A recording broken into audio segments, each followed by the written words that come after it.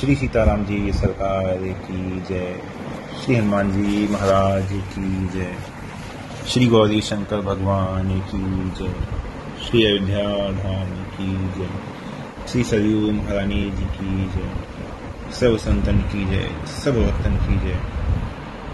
जय जय श्री सीताराम। पिछले प्रसंग का विश्राम हुआ था। अस प्रबुद्धि जिन बंधु हरि कारण रहित दयाल।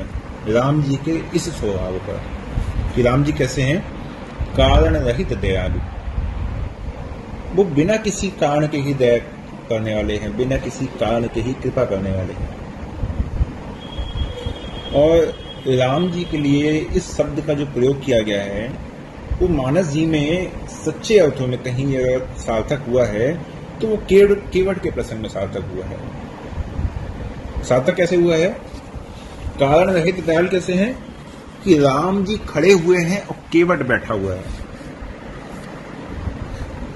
जब भी आप रामचरितमानस सुनेंगे तो ये सब जगह देखिए आता है कि जब भी कोई मुनि सुनते हैं कि राम जी आए हुए हैं तो जितने मुनि हैं ऋषि हैं वो राम जी का दर्शन करने के लिए दौड़ पड़ते हैं। लेकिन राम जी यहां खड़े हुए हैं और केवट बैठे बैठे राम जी से बात कर रहे हैं। केवट की इस क्रिया को इस तरह से समझें कि जैसे कोई किसी को निमंत्रण दे, बुलाए, है ना। अब निमंत्रण किसी को दे के बुला रहा है तो उसका भी ध्यान नहीं रखा जाएगा कहीं वो नाराज ना हो जाए। और कोई जबरदस्ती आ जाए, कोई जबरदस्ती बिन बुलाया जाए तो फिर इसकी चिंता करने की आवश्यकता नहीं है। तो केवट तो जैसे ये कहने चाहते हैं राम जी से कि प्रभु ये जो बड़े बड़े ऋषि मुनि है ना, ये बड़े बड़े लोग जो हैं ये सब आपको बड़ा बड़ा निमंत्रण दे के बुलाते हैं और निमंत्रण देते हैं तो आपका ध्यान रखना स्वाभाविक है। लेकिन मैं तो परिवार वाला हूं।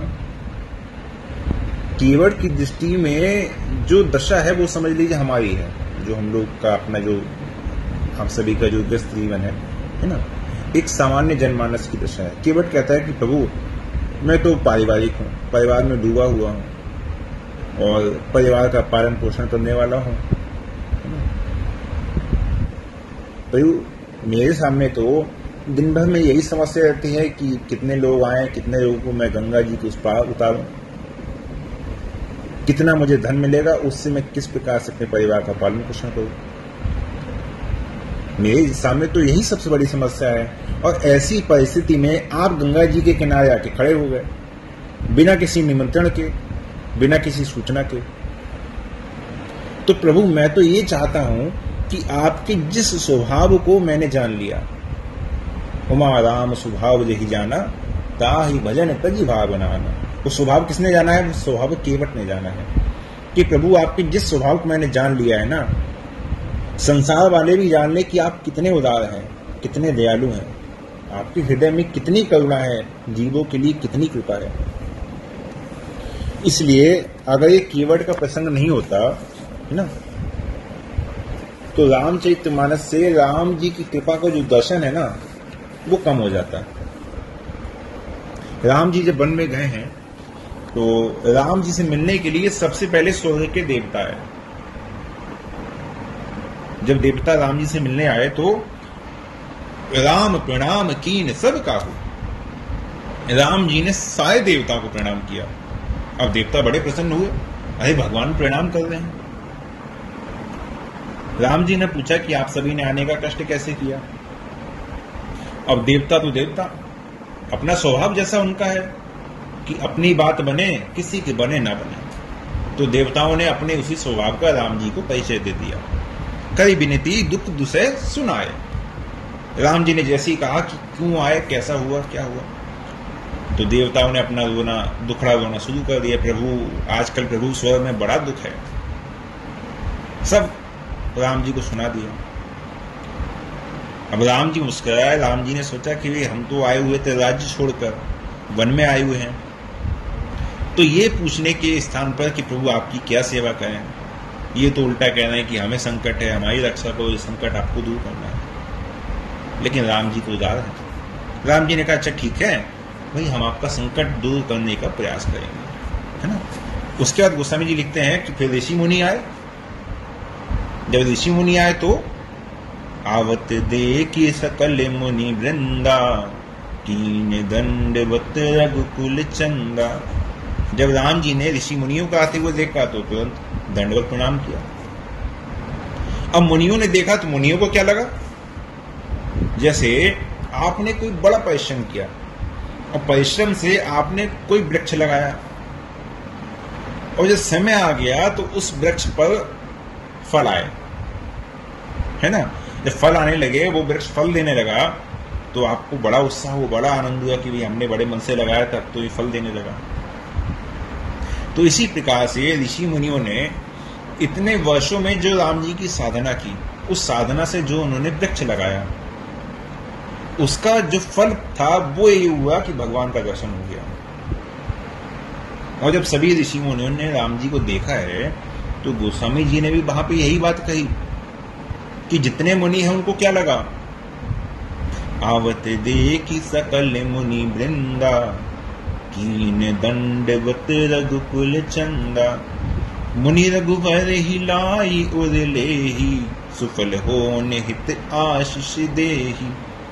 सिय सौमित राम छवि देखहीं।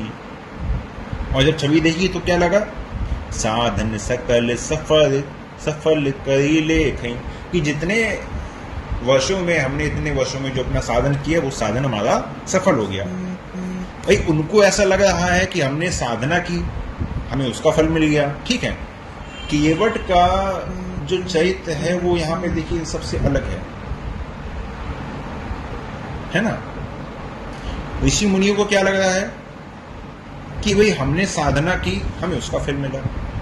देवताओं को क्या लगा कि हमने बड़े पुण्य किए, पुण्यों से हमें जो देवताओं का शरीर मिला उसकी वजह से हमें भगवान का दर्शन हुआ। और ऋषि मुनियों को लगता है हमें साधना से भगवान मिले। लेकिन जब केवट का जब प्रसंग हुआ, केवट की बात जब सबने जान ली, तो केवट के प्रसंग के समय गोस्वामी जी ने कहा कि भाई देखो, अब केवट का जब बात लोगों ने सुनी तो अब कौन आया, सबसे पहले देवता आए, फिर ऋषि मुनि आए, अब कौन आ रहा है, यह सुधि कोल के रात ने पाई, हर्षे जनु नभ निधि घर आई। अरे भाई खजाना मिल गया, नव निधि घर आई। खजाना कैसा है, ये खजाना स्वयं चल के आ रहा है। क्यों? क्योंकि केवट के प्रति जब राम जी उदार हैं तो राम जी हमें भी वैसे ही देखेंगे। यदि कोल के रात भी देखते हैं, अरे राम जी तो बड़े साधन से मिलते हैं, राम जी बड़ी तपस्या से मिलते हैं, राम जी तो बड़े पुण्य से मिलते हैं, तो वो भी कहते हैं ठीक है भाई राम जी के पास क्या जाएं, राम जी तो मिलने हैं नहीं, राम जी का दर्शन तो होना नहीं है। वो भी राम जी के पास नहीं आते, उनकी भी कल्पना दूसरी होती। लेकिन उनके मन में एक बात है, क्योंकि केवट का प्रसंग है ना, तो उनके मन में एक बात है कि जब राम जी इतने उदार हैं कि केवट ने जब शर्त दी कि प्रभु आपको चरण धुलवाने हैं तो आप कहो तो तुम्हें धोऊंगा, और बिना धोए मैं पार भी नहीं उतारूंगा। तो उन्होंने लगा कि केवट की बातों को सुनकर राम जी रूठे नहीं, और रूठ कर राम जी वापस भी नहीं गए, अपितु राम जी ने केवट की बात का सम्मान किया, जो केवट ने कहा वही उन्होंने किया।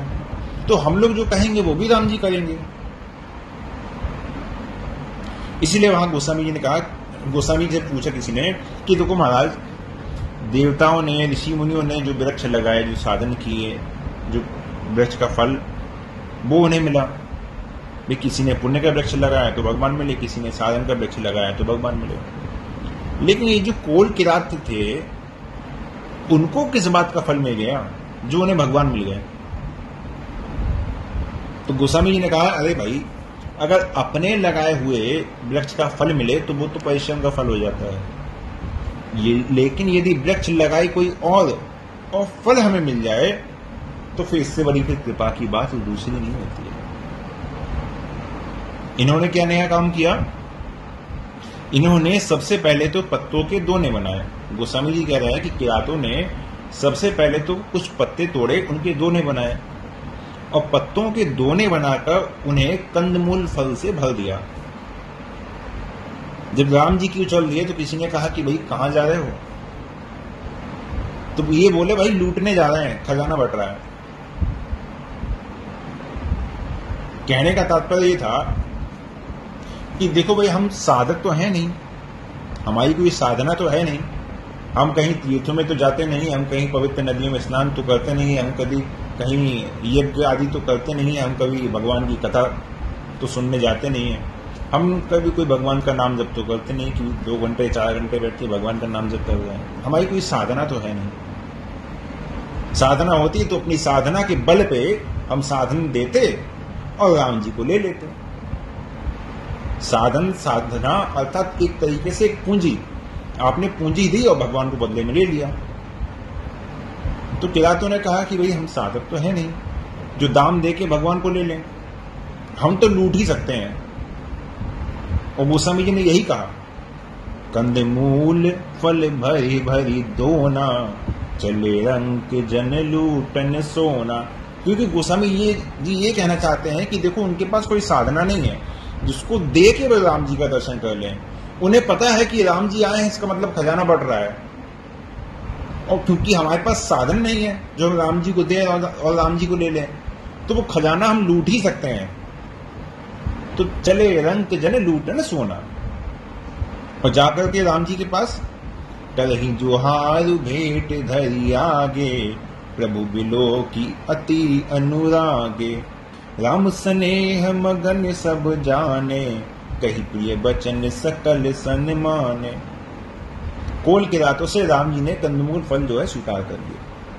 अब स्वीकार किए तो राम जी को हंसी आ गई। राम जी ने सोचा कि भाई और लोग तो जो भी आते हैं मुझसे कोई ना कोई फल लेने के लिए आते हैं, और ये मुझे फल देने के लिए आ गए। बात तो उल्टी है।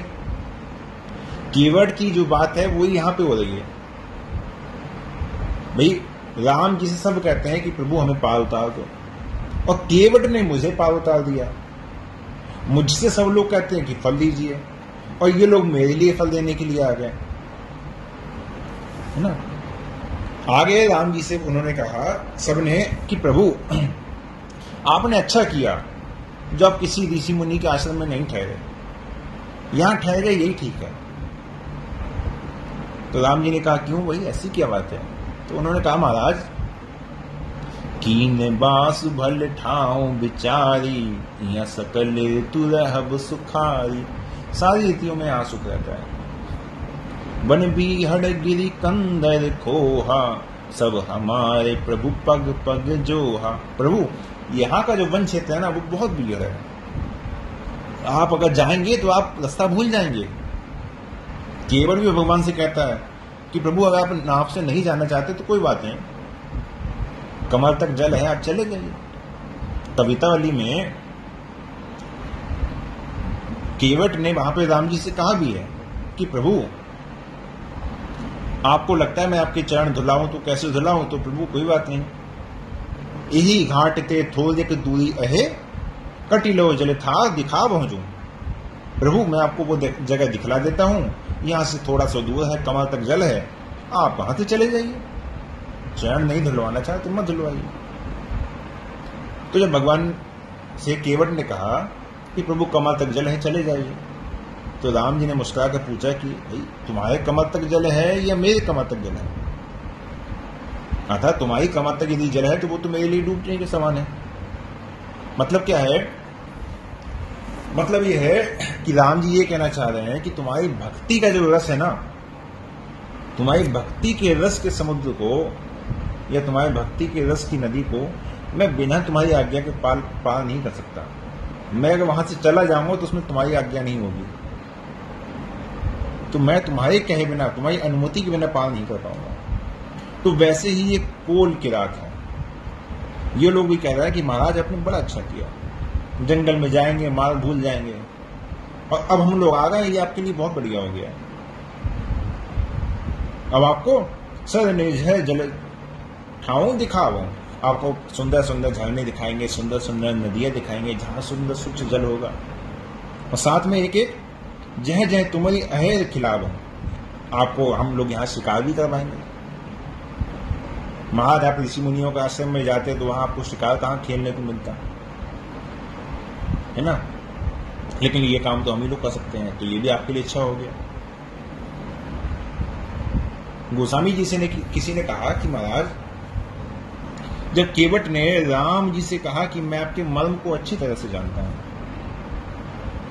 और इन लोगों से राम जी ने कहा कि मार्ग भूल जाएंगे, तो हम आपको मार्ग दिखा दें, हम आपकी सेवा करेंगे, बड़ा अच्छा हुआ आप यहाँ पे आ गए, है ना, हम आपको शिकार खिलाएंगे, तो राम जी को कैसा लगा होगा, क्या उचित है ना, क्या केवट राम जी को पार करेगा?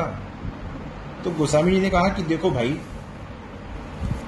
अगर आपका साधन सत्य है ना, जैसे आपके घर में कोई विद्वान आ जाए तो आप बड़ा सम्मान करेंगे, भाई बड़ा विद्वान है, बड़ी पूजा करेंगे, और ठीक भी है, विद्वान है, श्रेष्ठ है, कोई महात्मा है, कोई महापुरुष है, तो घर आया है तो उसका सम्मान करना भी स्वाभाविक है। अब सोचिए ठीक उल्टा, अब आपके घर में कोई नन्हा बच्चा है, जब उस नन्हे बच्चे की वाणी जब निकलती है तो उसमें कोई भाषण होता है, भाई कोई साधु संत महात्मा आ जाएगा, आपको प्रवचन देगा, भाषण देगा, आपको अच्छा लगेगा, अरे कितनी अच्छी बात कही आपने। लेकिन वही आपके घर में कोई छोटा बच्चा है ना, वो आपको कोई उपदेश देगा? नहीं देगा। उसे कौन सा तत्व ज्ञान है? अब कोई आपके हृदय से पूछे कि बताओ, आपको वो संत महात्मा जी का जो उन्होंने उपदेश दिया वो ज्यादा आनंदित करने वाला था, ये जो छोटे से बच्चे ने अपनी तोतली बोली में आपसे कुछ कहा, वो आपको ज्यादा अच्छा लगा, है ना? तो भाई जितनी अयोग्यता बच्चे में है उतना ही वो प्यारा लगता है, और वो समर्थ हो जाए, खड़ा हो जाए, अपने पैरों पे खड़ा हो जाए, खड़े होकर चलने लगे, अयोग्य ना हो, है ना, तो वो कैसा लगेगा? तो उतना प्यारा नहीं लगेगा। अगर कोई दिन रात सोया रहे तो लोग क्या कहेंगे, अरे बड़ा निकम्मा है, आलसी है। और बच्चा सोया रहे तो लोग क्या कहते हैं, अरे बच्चा है, सोने दो उसे, है ना? तो गोस्वामी जी ने कहा वहां पे, वेद वचन मुनि मन अगम। तो किरातों की जो वाणी है उसको सुनकर भगवान को आनंद आया, केवट की वाणी को सुनकर भी भगवान को आनंद आया। सुनी केवट के बैन प्रेम लपेटे अटपटे। और यहां पर भी जब कोल किरातों की वाणी सुनी है तो भी राम जी को आनंद आया। वेद वचन मुनि मन अगम ते प्रभु करुणा एन वचन किरातन के सुन जिन पिति पालक है। राम जी उनके वचनों को ऐसे सुन रहे हैं जिससे कोई पिता अपने बच्चे, छोटे बच्चे की बातें सुनता है, तोतली बातें, भले ही वहां ज्ञान नहीं है, तत्व ज्ञान नहीं है, लेकिन फिर भी वो उनकी बातें सुन के आनंदित होता है। तो गोस्वामी जी ने कहा कि प्रभु कोल किरातों की बातें सुनकर और केवट की बातें सुनकर भी ऐसे ही आनंदित हो रहे हैं जैसे पिता बालक की वाणी सुनता है। भगवान को लगा भाई इतनी मीठी वाणी तो केवट ने कही थी, और उन्हीं की जाति के ये लोग हैं, है ना? ऋषि मुनि देवता है, अरे वही पुरानी घिसी पिटी जो है स्तुति है वही सुनाते रहते हैं, कोई नई बात नहीं। लेकिन इनमें देखिए, है ना? तो जब बाद में जब भरत जी आते हैं और भरत जी के साथ में फिर जो अयोध्या के लोग आते हैं, सब लोग आते हैं, तो केवल किला सोचते हैं कि ये लोग हमारे घर में आए हैं, तो उन सबकी सेवा करते हैं, उन सबके लिए फल लेके आते हैं, आपस में सलाह करते हैं कि भाई सब यहाँ पे आए हैं तो उनके लिए फल खाने की व्यवस्था कर दी जाए। तो जब फल लेने के लिए आते हैं, अयोध्यावासी को फल देते हैं, तो अयोध्यावासी तो बड़े उदार हैं, दे ही लोग बहु मोल न ले ही। अयोध्यावासी उनको उन फलों के बदले में कुछ मोल देते हैं, दाम देने लगे। ठीक है, अब यहाँ पे कोल किरातों ने बड़ी सुंदर बात कही है। तब इन लोगों ने कहा कि हम दाम नहीं लेंगे, हम आपसे धन नहीं लेंगे। तो अयोध्यावासियों ने कहा कि बिना दाम के तुम वस्तु ले नहीं सकते, है ना? क्योंकि भाई बिना दाम को तो कोई वस्तु बिकती नहीं है। अरे तुम लोग जो इतना फल लेकर आए हो तो उसका दाम क्यों नहीं लेते हो? तो वहां पे कोल किरातों ने बड़ा सुंदर उत्तर दिया। उन्होंने कहा कि जब राम जी हमें बिना दाम के मिल गए, बिना किसी साधन, बिना किसी तपस्या के हमें राम जी मिल गए, तो हम तुमसे फलों के दाम क्यों लें? लगता है कि राम जी आपको दाम देने से मिले हैं, राम जी आपको कुछ दाम देने से मिले हैं, इसलिए आपको दाम से लगता है कि सब कुछ मिलता है। लेकिन जब हमको राम जी बिना दाम के मिल गए तो हमें लगता है कि बिना दाम के ही सब कुछ मिलता है। इसलिए आप दाम का सिद्धांत नहीं भूल पा रहे हैं। और कह दिया राम कृपाल निषाद निवाजा पूजन प्रजो चाहि जस राजा, कि हमारे प्रभु तो ऐसे कृपालु हैं, है ना। उनका कहने का अभिप्राय यह था कि देखो भाई, केवट ने अपनी भाषा में राम जी के कृपा के तत्व को जो प्रकट किया है, राम जी की कृपा के जिस तत्व को केवट ने प्रकट कर दिया मानस जी में राम जी की कृपा के उस तत्व को बड़े बड़े ऋषि मुनि भी प्रकट करने में सामर्थ्यवान नहीं हुए। जो तत्व, जो राम जी का दैन्य, जो राम जी की कृपा केवट ने प्रकट की, वो अन्य जगह किसी ने प्रकट नहीं करी। हनुमान जी महाराज के प्रसंग में प्रकट नहीं है, विभीषण जी, चाहे वशिष्ठ जी से, चाहे अगस्त जी से, और चाहे वाल्मीकि जी से मिले हो, कहीं पर भी राम जी की वो कृपा प्रकट नहीं हुई है। लेकिन केवट के प्रसंग में राम जी की ऐसी कृपा प्रकट हुई।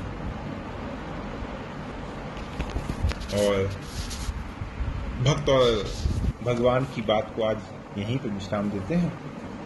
अब माता जानकी नवमी के बाद फिर इस पर विचार करेंगे। आज के लिए इतना ही। जय जय श्री सीताराम।